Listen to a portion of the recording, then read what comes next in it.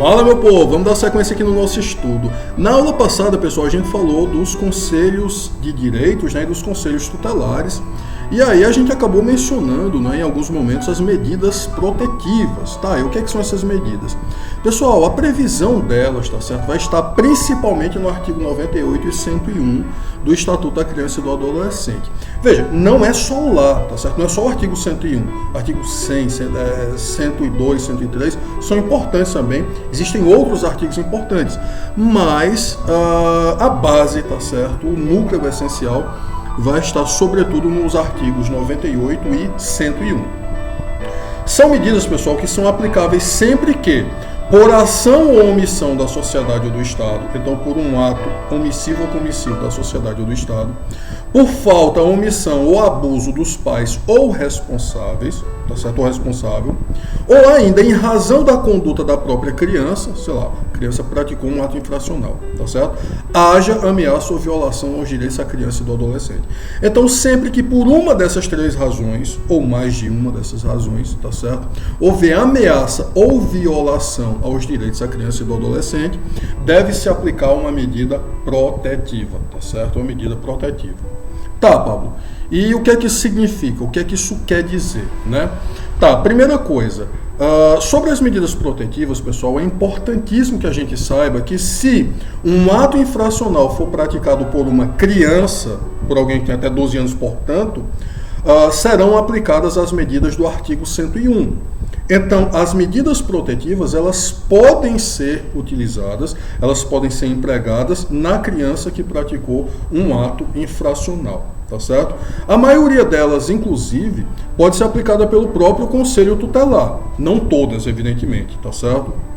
O afastamento da criança ou adolescente do convívio familiar é de competência exclusiva da autoridade judiciária. Então essa coisa de, o Conselho Tutelar vai tomar a criança da família, a família não vai mais poder ter contato com a criança. Não, pessoal.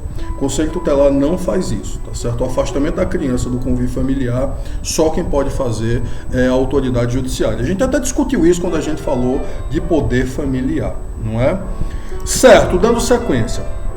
Essas medidas, tá certo, portanto, são aplicáveis sempre que, por ação ou omissão da sociedade do Estado, por falta, omissão ou abuso dos pais ou responsável, ou em razão da conduta da própria criança, haja ameaça ou violação aos direitos da criança e do adolescente, conforme previstos no Estatuto da Criança e do Adolescente, certo? Tá bom. E que medidas são essas? Aí a gente chega finalmente no artigo 101, tá certo? Que vai dizer, verificada qualquer das hipóteses previstas no artigo 98, a autoridade competente poderá determinar, dentre outras, então como eu disse para vocês, não são apenas essas, as seguintes medidas. Inciso 1. Encaminhamento aos pais ou responsável mediante termo de responsabilidade. Tá certo? Então, uma das medidas é o encaminhamento ao pai ou responsável com um termozinho de responsabilidade. Tá certo? 2.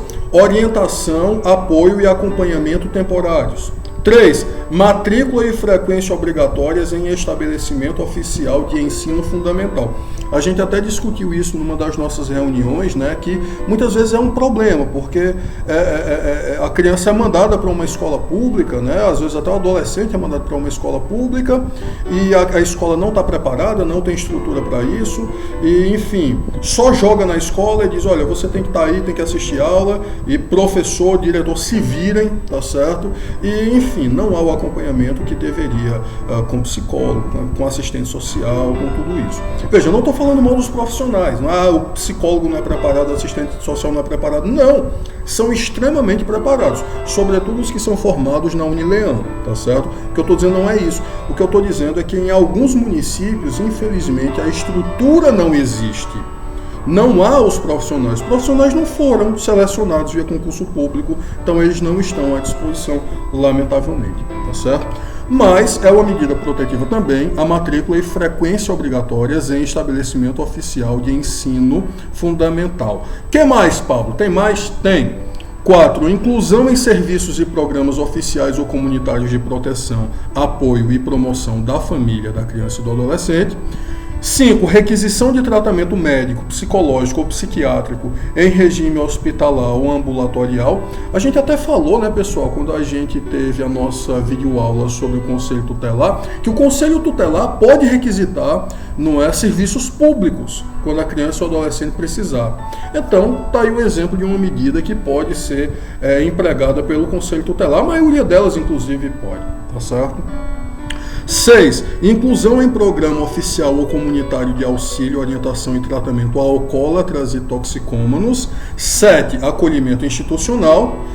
8. Inclusão em programa de acolhimento familiar. E 9. Colocação em família substituta. E aí volta aquilo que a gente já falou, né? Que essas medidas que afastam a criança do seu convívio familiar, ou o adolescente do seu convívio familiar, né? Afastam, tiram de dentro da família, só podem ser determinadas pelo juiz. Então isso é muito importante. O Conselho Tutelar não faz isso,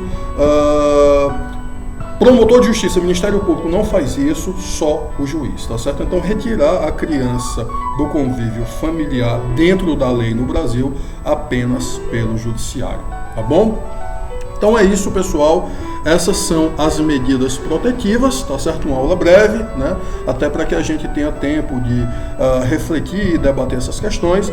Eu espero sinceramente que vocês estejam gostando. E como sempre, beijo no coração e vamos arrochar o nó aí, estudando direito da criança e do adolescente. Bom danado!